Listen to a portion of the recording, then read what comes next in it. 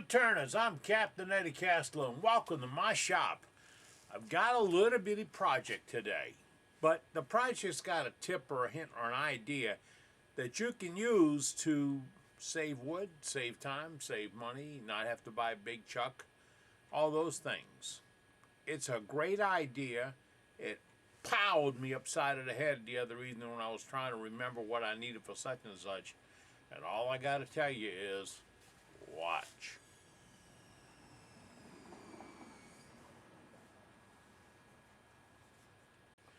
Here's the deal. When you want to turn a finial to put on the top of a box or a jar, and I've got a box right here that requires a finial, and I need to spin one. Well, in the past, when I've spun a finial on a regular lathe, you start between centers, get it down, put a spigot on it, then you stick it in your spigot jaws. And it's okay, but it's a pretty good bit of wood that goes into the spigot jaws. Now here's the other part. You might not have a spigot jaw. And I have to gear this towards what you can afford, right? Well, let me show you. This is cool. This, boys and girls, is commonly referred to as a collet chuck. You know why that is? Because it is a collet chuck. My goodness, a spade's a spade. All right, this is a collet chuck. It's a machinist tool. They'll have a in this case, a 3/8 inch socket and nipple on the end of a piece, so they want to hold a piece of steel 3/8 round. And you put it in, and when you tighten up in a number 2 taper, it would compress it, and you see, I mean, it comes right down to the 3/8, so you get about 99.95% contact on it. Well, I'm going to use this to hold a piece of wood, this is African blackwood, to put a finial on. And that's all that I'm going to hold, is that little 1/2 inch length on it. Let's get started with the prep work that's necessary for this. When you turn a lot of blackwood finials and all, you end up with a handful of pieces like this, about 2 inches long. And most of the time there's very little you can do unless you glue it onto something. Well, let's try putting a tenon on the end of it and using it again. So I have my spring-loaded stibe center. It's my best friend when I'm going between centers, something small. And my regular one-way revolving center. And I can play with this a little bit and get it exactly to the center.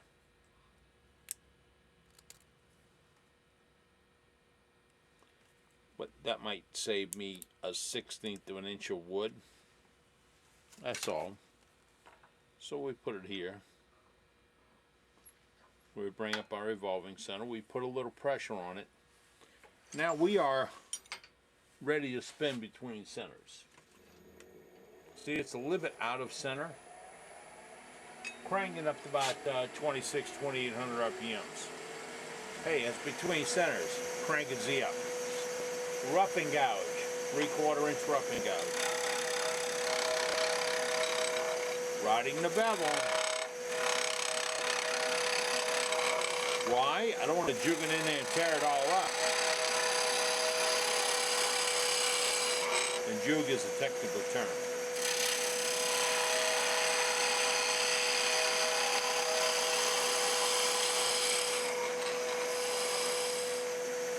This is the end where I'm going to put the tenon.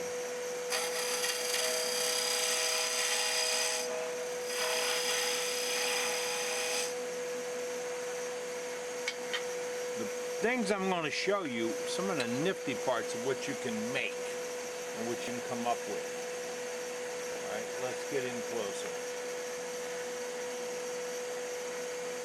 You ready? This is my multi-tool. Go ahead, a shoulder off. I'm about 5/8 of an inch long.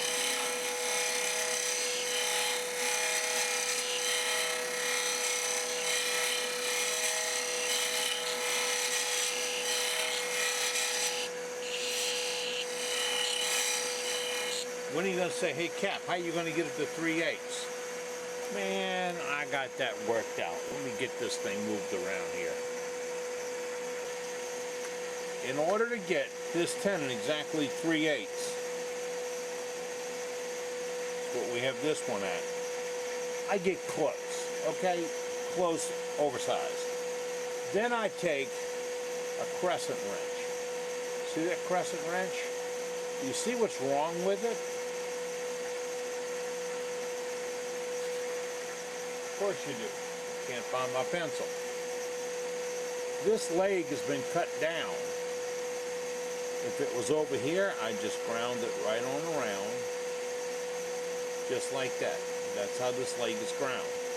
This is going to be my top edge, in case you lose it in the light. I'm going to go on the tool rest, go under the piece, and bear down.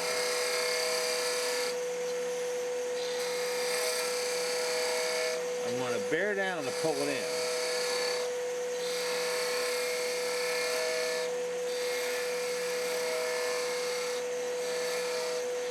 And bearing down is important because if you let it come up at all, it will chatter and you will get an oversized cut. One little cleanup cut. Now that tenon is now 3/8 of an inch. See it? I cut it. No caliper, nothing. This is my tool for cutting it. I've shown you this with a 1/4 inch. Now you understand why on the 3/8. When you insert this collet, this piece of wood's going to go into it right there. You tap it slightly to make it go in. You can't be too far into size. The number 2 Morse taper goes in your headstock. The rest of this is a drawbar. In this case, it's 3/8 of an inch. It's the length from the back end of my headstock to this piece. Because I use it a lot, I put a lock nut on the end of it, and I have a star knob for tightening it up. Now, all I do is make contact, thread it in a little bit. That's where I need it. And to get this piece in, if I try it when it's in there, it's not going to go in. So I have to put a little pressure on the back end.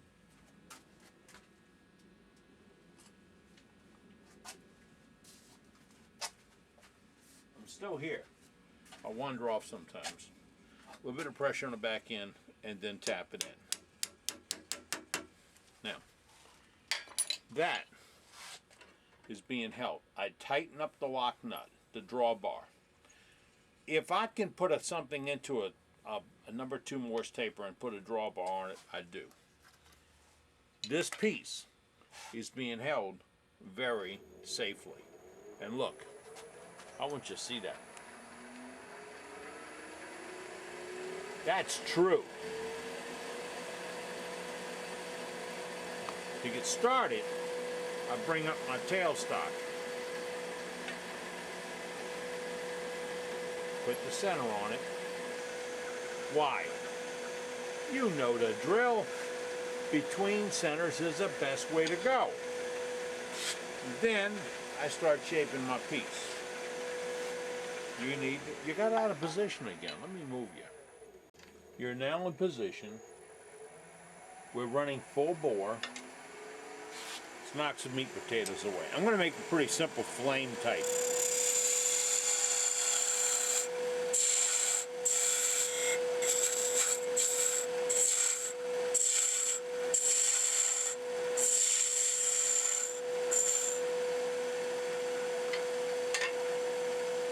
I'll use my fingernail gouge.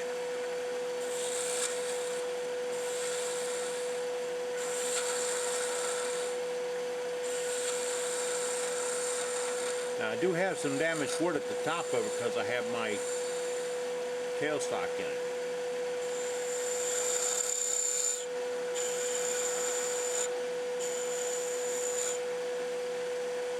That's pretty hard to see, huh? See if we get you down. That's a lot better. Put a fat guy behind for a backdrop. Don't lean on the on-off switch, Cass.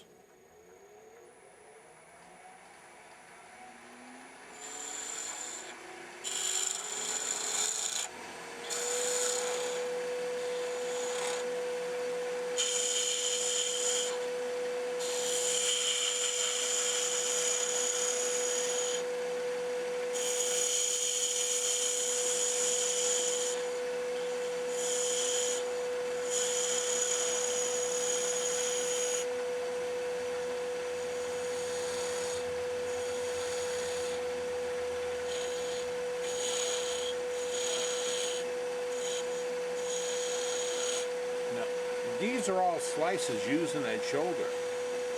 I'm riding the bevel.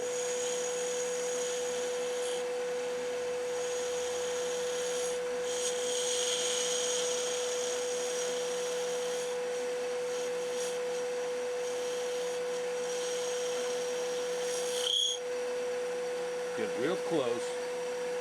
Get out my little Jim Dandy multi-tool here and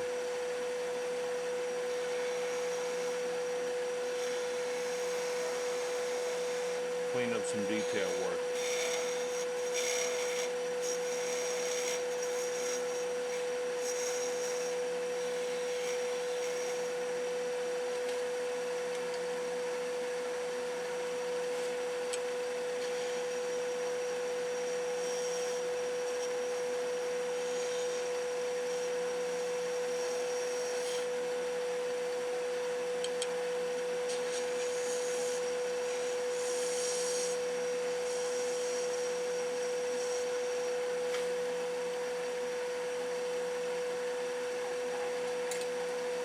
Down here is where my socket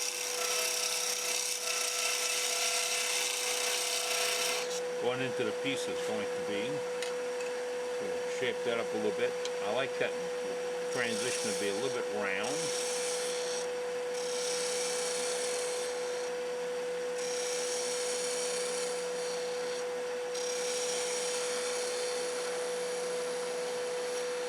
I can do a good round by taking that tool and rolling it over.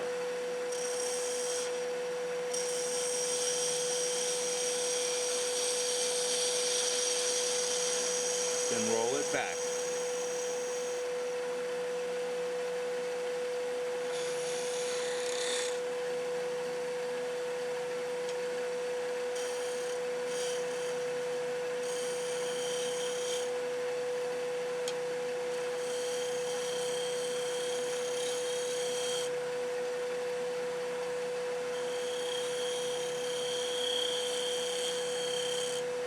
Remember, if there's a flat spot there, it's going to catch the light. If there's a transition, it'll catch the light.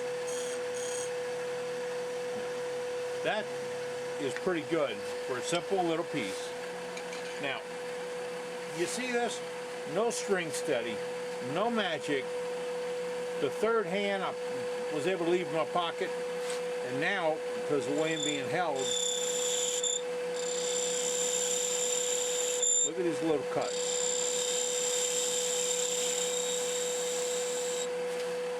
You see, there's nothing extraordinarily special about this.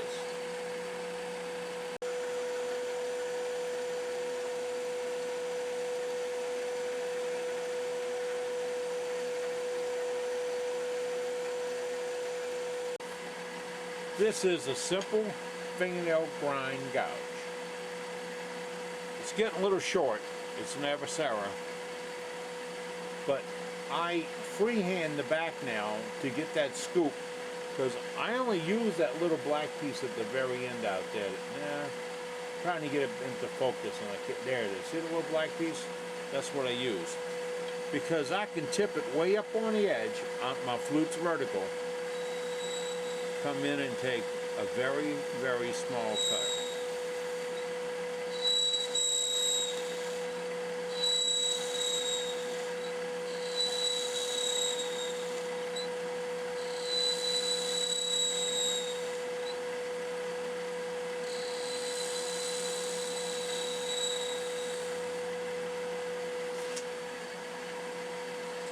Very small cut. Now, that doesn't talk to me. Oh yeah, there are voices in my head, and wood has one of those voices. So, I will turn this up on edge.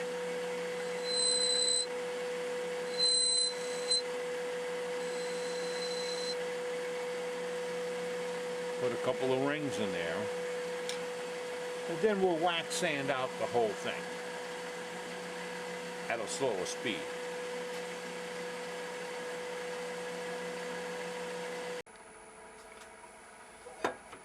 This is 400 grit Blue Flex with my sanding wax, well, LA Evisara's sanding wax product, which is blocks of beeswax, melt it, and blend it with mineral oil.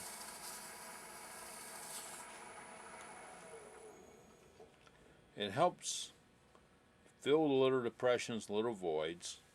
It helps clean things up, and it makes everything look a whole lot nicer.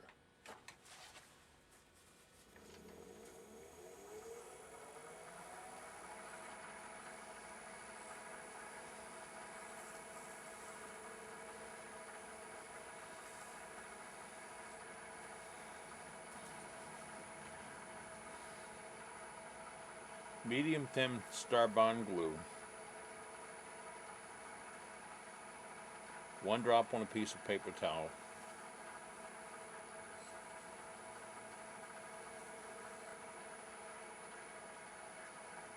This medium thin is no longer medium thin. It's been out here about 6 weeks and it's gotten a little thick. What I did just now was spit on my finger. Ew. And then I smeared it on there. That's set the glue faster. To get rid of that little fuzz.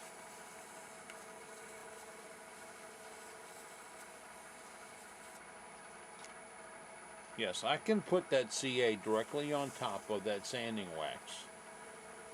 I have an article coming out in the April newsletter about, or the May newsletter, pardon me, about using the sanding wax, the shine juice and sanding wax and finishes. I get a lot of questions on finishes.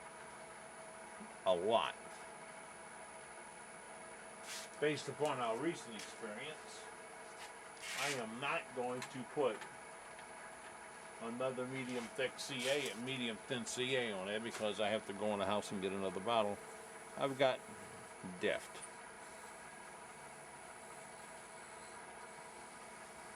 It's thinned 50-50.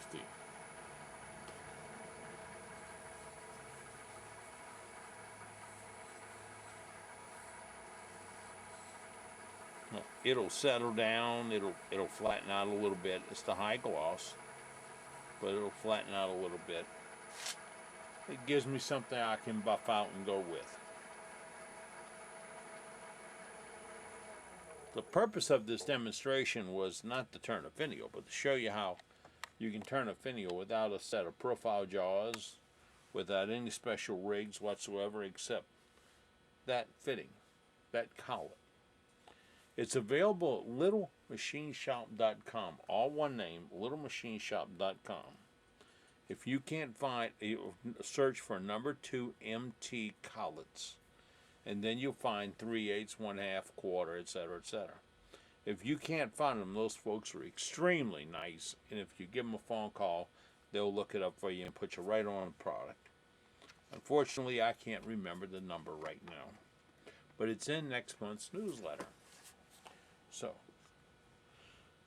I now want to put my 1/4 inch. I'm not done with this piece, okay, but I got to get done with the demo.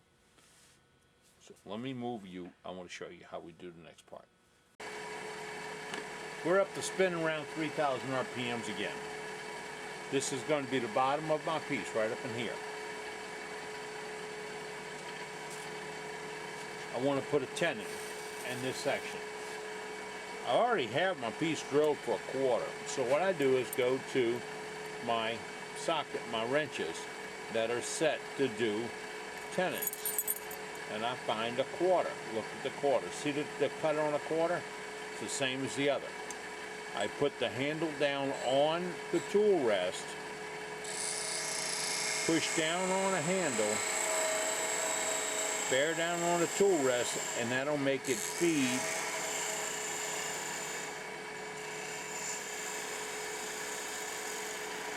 right in and give me a perfect 1/4 inch tenon. Perfect. Now I know that I have got Forstner bits to line up with that, to match that perfectly. So right now what I want to do is just do a little correction on the bottom of that piece, just clean it up a little. And then part it off.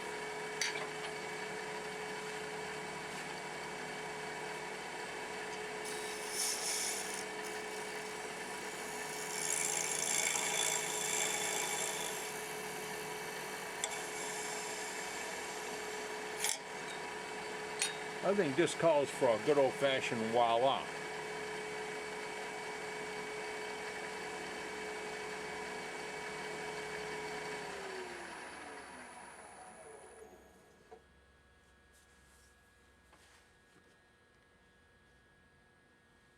To reload my collet, I loosen up on that nut on the back end of my drawbar. Then I tap it. That's my collet chuck tapper gizmo. The collet will pop free of the number 2 and you can pull it out. Now, I still have the chunk of wood in there. I will take a knocker router. These technical terms on these things get me. I mean, too confusing.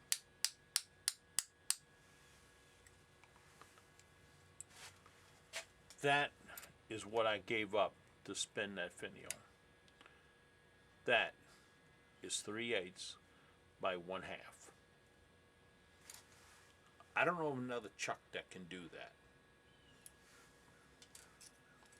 LittleMachineShop.com. It's a number 2 Morse taper. They got several kinds.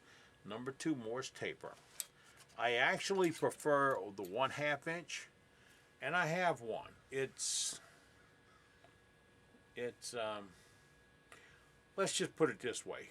We have one.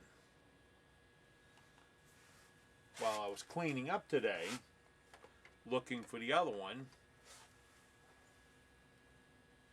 this one popped up.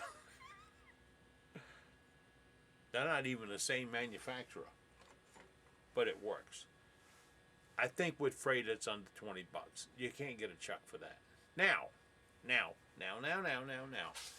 before you get about, well, that's just for finials. No, it's not. This also holds bottle stoppers if you do the floor core, the floor cork for a bottle stopper, or the little rubber ones, or the ones that use a 1/2 inch dowel come out. That's where the 1/2 inch one came from. Okay. You can put your bottle stopper in there with the piece of dowel, bring your center up, you turn between centers until you get it roughed in, do the detail work on the face of it. This is a very inexpensive but very usable chuck. You need to get one. You really, you need it. You need it. And they're virtually indestructible. Unless you beat on this thing with a big hammer, or just lose it. It's here. It's right. I saw it a week ago, and that's what got my mind to thinking about how to hold those. And oh yeah, by the way, I'm doing this because a really good friend of mine, a woodturner in our club named Jim Creel, in the second weekend of April, is going to do a demo on finials, and I'm looking on how to add to his demo by giving alternates for holding pieces, string, steadies, center, rest, all this other stuff. So this was the first little gizmo I came up with, and now you have it too. I'm Captain Eddie Castellan. I've been making shavings. They're little bitty black ones, but they're really cool. Oh, wait. Clean under your lathe, really good. All around your lathe, really good. and put down a piece of cloth down there, not using it, down there. All right, towel works really good. An old towel. You take her towel to do that. All bets are off. I won't even send flowers. Okay, put a towel down. When you get done, if you're doing blackwood, pick it up, shake it into one of those little screw top containers, not real tight. You want it to dry out. That's perfect for fixing cracks in bowls, vessels, and all. It's African blackwood. You blend it with a little bit of clear epoxy or a little bit of clear cast, and you can put it in there. If you do it with super glue, it may come back out. If you do it with epoxy, 5-minute epoxy, it'll be yellowish. But it's good for filling cracks. I've been grinding a lot of blackwood over on Lazilla this week, and I saved my buddy Johnny about 2 quarts of blackwood. Because he doesn't do African blackwood, but he does work with a lot of cracks. That's it. I'm Captain Eddie Castellan. I'm making shavings. You ever need me, you give me a call. I'm available 24/7. If I'm vertical, I'm answering the telephone. I'm on Ustream TV Wednesday nights at 7 p.m., Saturday afternoons 2 p.m. We're working on a format for Google Plus right now. We're here on YouTube. My newsletter's on my website on the front page. Look on the very bottom. And I'm even storing the old issues there. We're up to number 3 right now. If I can help you, you give me a call. Because Big Guy Productions has got the best prices on this planet for carbide cutters. And if you're not at the carbide, I'm the guy to talk to. You take care. Be good now. Next time we get together, you never can tell what I'll come up with. You know what they say. No, if I knew what they said, I'd use it right now, but you know what they say. My dad always used to say, you know what they say? But he kept changing it. See, I'll work on that. You take care now. You know what they say? Nah.